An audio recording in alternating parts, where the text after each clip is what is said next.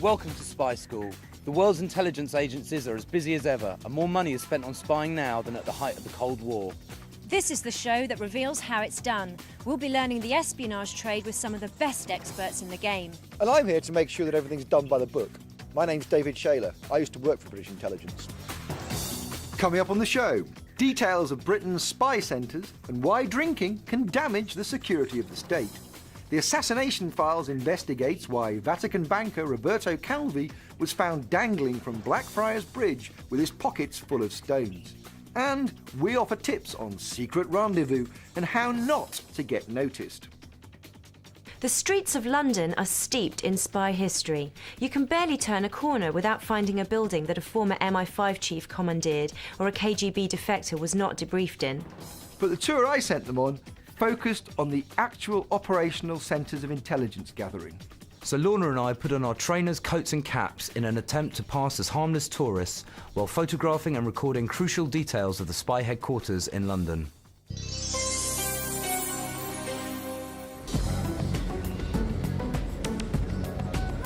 Lovely. We've come up with some cover stories. We're actually going to be a couple who've come to London just for, say, the weekend, and we're going to check out all the sites. And we're going to be pretending to filming each other while really we're checking out MI6 buildings, Russian embassies, etc. We're going to try and get as close as we possibly can without being apprehended. Come on, sweetie. The MI6 building is at Vauxhall Cross in South London. It was built in 1993 and cost 240 million. Way over the official budget, but any talk of the cost overrun was considered a breach of the Official Secrets Act. There are said to be 5 more levels of computer citadel below. They decide to cross the river to get a closer look. There doesn't seem to be any security whatsoever. Obviously there's cameras all around the place. 7 or 8 of them we can see quite visibly. We finally found the entrance. There's somebody coming out of the exit, the gate's moving back. But then a security guard arrives. Have you finished dinner? Yeah. Oh, that's good. They get rather, if you know what I mean. They get rather... Anybody going in and out of the building, they don't like to have them filmed or... Right. Oh, right. No, we haven't filmed anyone going in or out. We have been spotted, we have been asked to stop filming, very nicely, mind. So we're going to stop now and head off towards MI5. MI5's headquarters is at Thames House, Millbank, London. Okay, just over there behind us you can see the MI5 building. MI5 concern themselves with domestic security, basically protecting the realm. MI6, where we were earlier, concern themselves with overseas spying and espionage. On the first floor, that's where the computers are stored that have got enough storage space for every single member of the British public to have a 1,000-word file on them. There's 3 cameras, 1 above each door, but obviously they don't seem to be watched by anyone because we've been out here for 20 minutes and no one's paying any attention to us whatsoever. I'm going to just go and take a closer look. It is thought over 1 million people have their names on file in the MI5 registry.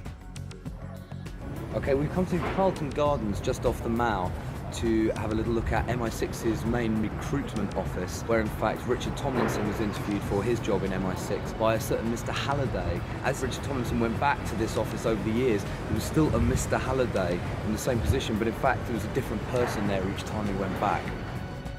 Number 3 Carlton Gardens was home to one of MI6's most secret departments, Section Y, who were responsible for intercepting Russian military and diplomatic communications. And if you think that the minibus parked outside looks familiar, you'd be right. It's the same minibus we saw earlier leaving the MI6 building. There's a succession of doddery-looking gentlemen in there in school blazers and ties, so obviously it must be something to do with the Secret Services. Either that or cricket. Krav Maga is the official self-defense system of the Israeli Defense Forces. It is also the martial art that husband and wife team Alwyn and Sue Dixon practice on each other. A stabbing attack with a long weapon could be a stick, it could be an umbrella, it could be a rifle with a bayonet on.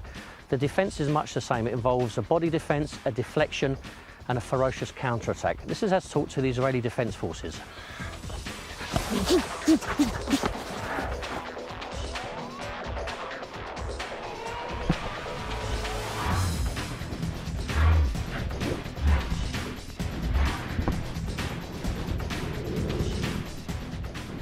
Another common way of controlling people and manoeuvring people was with a headlock from the side. Very difficult to come out of unless you know how. The Mossad are teaching this to children in the school playgrounds.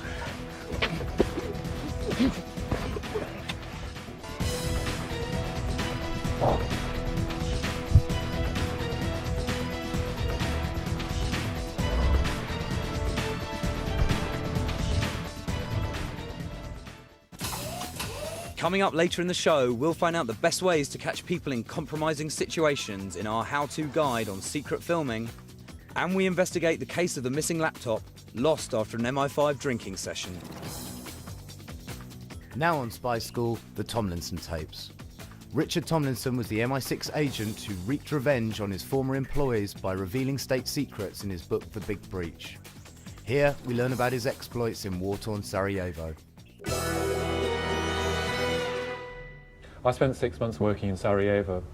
My job there was to debrief an informer in Sarajevo. And I used to have to go into Sarajevo dressed as a Bosnian with an old scruffy jacket and a scruffy hat on, and go and see this informer surreptitiously approach her house, make sure I wasn't being followed, and debrief her, and then make my way back to a safe house, and where I was able to send back the information to London. On one occasion, I was walking through Sarajevo. It was dusk, and I was about, I suppose, about a kilometre away from the house that I was going to, and there was a shell came in.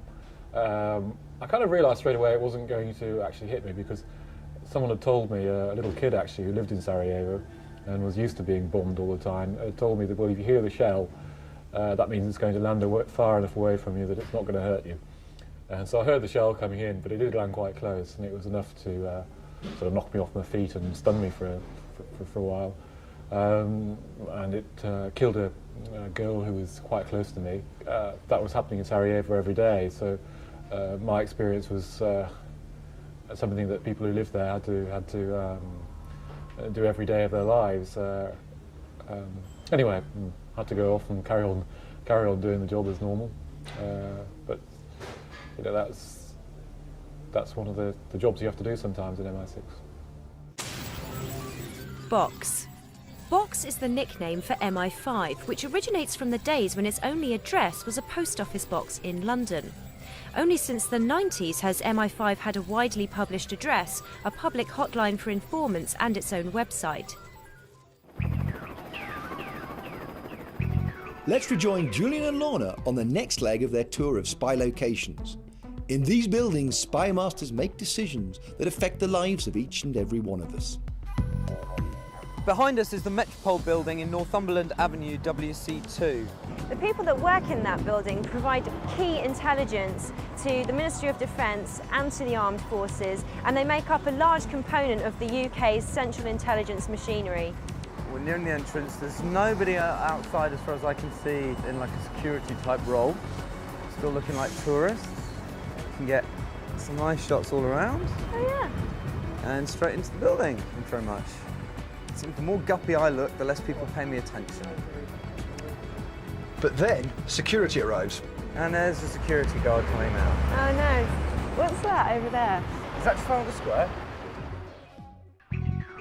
Kensington was one of the key centres of spying in Cold War London. The salmon pink building behind us is number 3 Rosary Gardens, and it used to be owned by Soviet intelligence. It's now owned by the Russian Federation. We're going to go and check it out now, and we try and get a closer look at it. It is thought number 3 Rosary Gardens is still in use by Russian intelligence today, so they must be discreet. Are we just going to walk straight past? I'm going to pretty much loiter by it, Yep. give you a chance to get it, and then I'm going to point at Brecon Place and we're going to head down there. Well, I think we should go that way. You think that way? Did you get any shots there? Any nice shots? I think we've got to go that way. I mean, I felt that they were watching us, did you? Oh, definitely. Well, yeah, I mean, we're totally outside their window, right outside their front window with a handheld camera, videoing, pointing towards it. Yeah, I think they were aware we were there. It's a safe assumption. But I think we managed to pull it off by fumbling with A to Zs and pointing and wearing very stupid clothes. Now we've come to Kensington Gardens, Kensington Church Street, to do the last place on our list, the Russian Embassy. Located at number 18 Kensington Palace Gardens is the old Soviet embassy. Isn't that fantastic? Doesn't have any name or anything on the gate. Totally anonymous. At the height of the Cold War, 60% of embassy staff would have been KGB officers. The building is now the most expensive private house in Britain, valued at 85 million. The Russians have now moved across the road to number 13.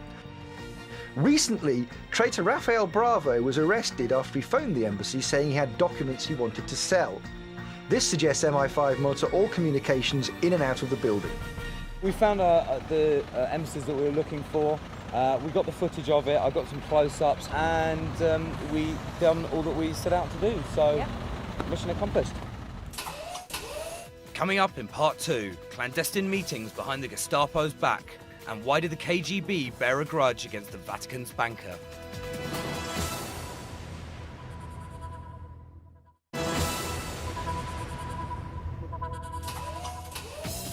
Plenty more tricks of the espionage trade to come, with a need to know in clandestine filming, and a candid interview with iSpy editor Mark Birdsall.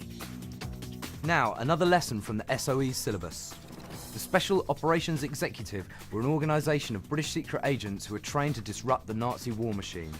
In this instalment, we learn how to conduct secret meetings.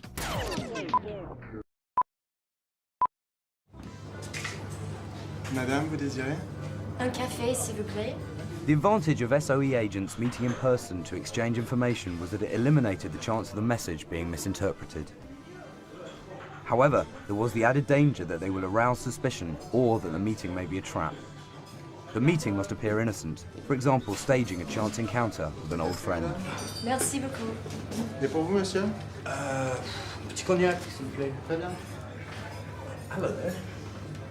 Hi. Oh my goodness. Hello. Hello. How are you? It is important to have danger signals organised in advance to abort the meeting if necessary. The agent must make sure he looks out for these. You missed the danger signal. I lit my cigarette. What's the matter? We've got company. We? Where? Just over there in the corner. Is the plan going to go ahead for tonight? Everything's fine, but we must make sure that he leaves the country tonight. You can do that then. I can do that, it can be arranged. Marvellous. Listen, lovely to see you. I really must run, I've got an appointment. But, Okay, well, nice to run send my into you. love to the family. Okay, take care of yourself. Bye. SOE agents were up against both the Gestapo and their informers. The Germans often recruited attractive women as spies because they would be less suspect than males.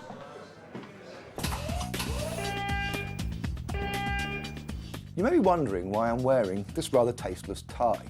But this is no ordinary tie. It is, in fact, a covert camera. At the front here is a small pinhole lens. It's connected to a wire which is connected to a transmitter. It's obviously a very useful device in terms of being able to take covert pictures of people without them knowing. Another commercially available device is this pen. It has a lens in the front for taking black and white video and a microphone to record conversations in the top. It even actually writes as well. Obviously, it would be very useful for covering a business meeting covertly. This is a fairly standard alarm clock radio, which has been fitted with a microphone and a video camera. Now, if you're trying to get into somebody's bedroom, obviously if you just planted it there, they would know it was there and they'd suspect something was up. But if you were, say, give them it as a present, they may well take it into their house themselves and record images of what they're doing. This is known as the Trojan horse technique. This looks like any normal clock, but in fact it's actually a video camera capable of transmitting images over long distances. There's a small lens just by the 6, and if we turn it over you can see there are 3 power packs and a transmitter. So if we pop this up here, we'll be able to take compromising covert video of anybody in the shower. This is a very small video camera. And you'll appreciate if you have something this size, you can get video pictures from virtually anywhere. It claims to be the smallest video camera in the world, but I can tell you I've seen far smaller in MI5. Playback. Playback is what intelligence agencies call false information that has been sent home by an agent abroad after that agent has been compromised and then forced, often by blackmail, to continue sending back false reports. Divinity, deceit and death. These are the themes of the next murder to be showcased on the Assassination Files. Roberto Calvi was Director General of Vatican financiers Banco Ambrosiano, but his shady dealings led to a tragic end.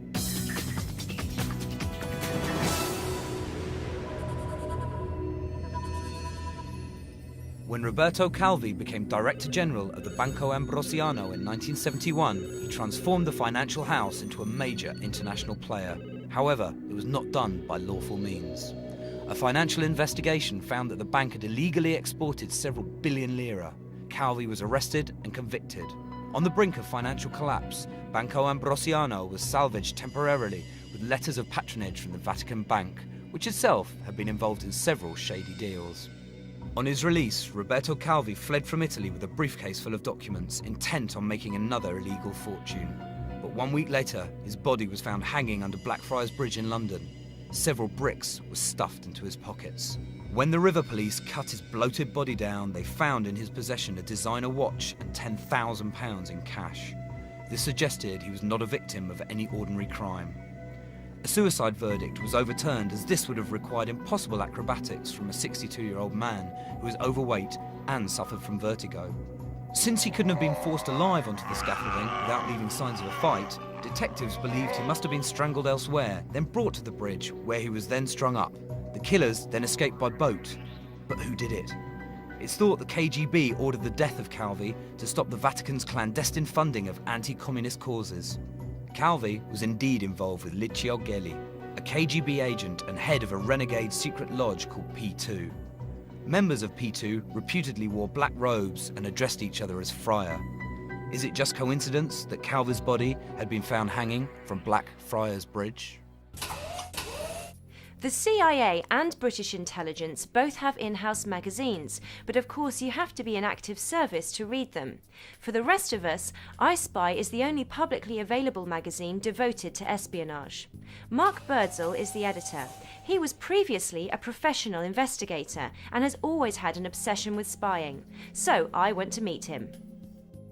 Mark, welcome to Spy School. What's been the biggest scoop that you've had at I Spy?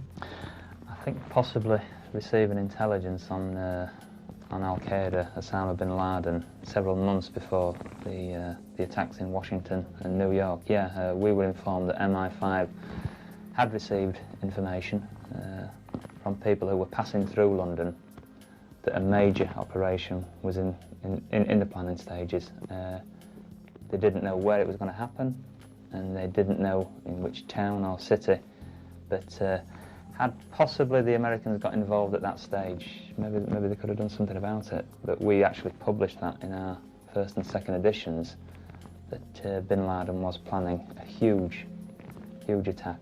But of course we didn't know where, and we didn't know when, and we didn't know how. Do you think, though, that our Secret Service is as modern as it could be?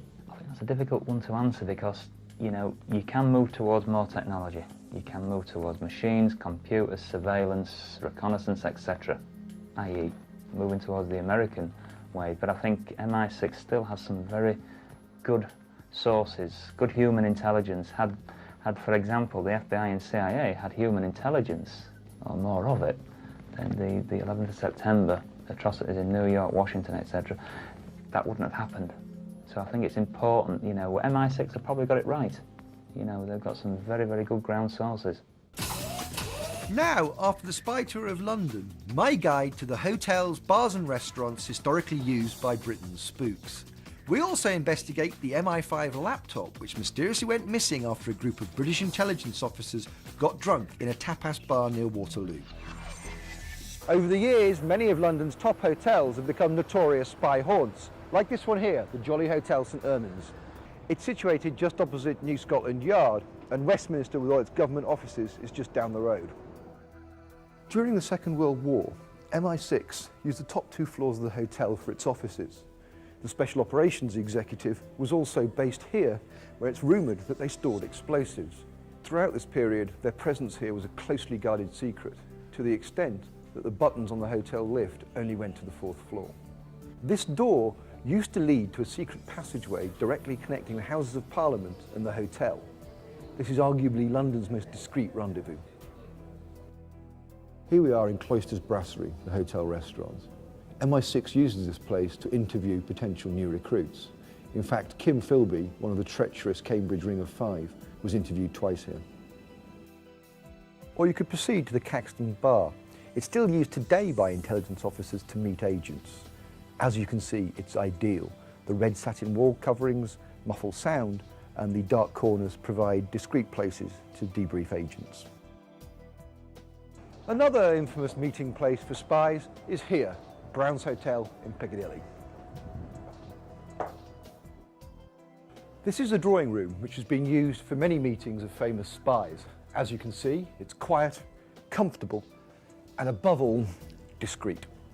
During the Cold War, one such meeting which took place at this hotel concerned Peter Wright, who wrote Spycatcher, Alistair Watson, and Anthony Blunt, who was subsequently exposed as a KGB spy. During the 24-hour debrief, the men drank several bottles of gin and it ended up in a fight. Obviously, drinking large amounts of alcohol on the job is not recommended. Otherwise, you might end up losing your security laptop or briefcase. That's exactly what happened to one MI5 intelligence officer after a drunken night at this tapas bar, not far from the main MI5 building at Thames House. So we're trying to build up a clear picture of what happened to the MI5 laptop. It's very difficult to say because how do you recognise an MI6 or an MI5 agent? First thing I heard of it was on the Tuesday morning. We just had a load of reporters at the front door. They wanted to know, what if we knew anything else or what was going on and what had happened. And I said, well, we don't know what's happened. The morning after the laptop was lost, 2 undercover MI5 officers went to a local minicab firm to try and track it down. 2 of them came in and approached me and said that a colleague of them was having a drink and they believed through the worse for a drink they must have left their case in a car by accident.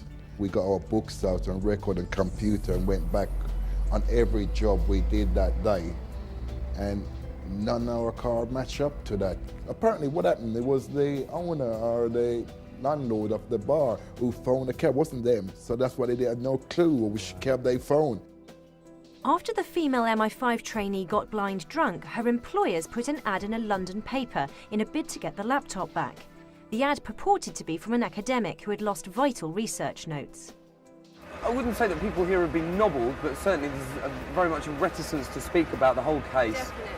Definitely. And to be fair, who can blame them?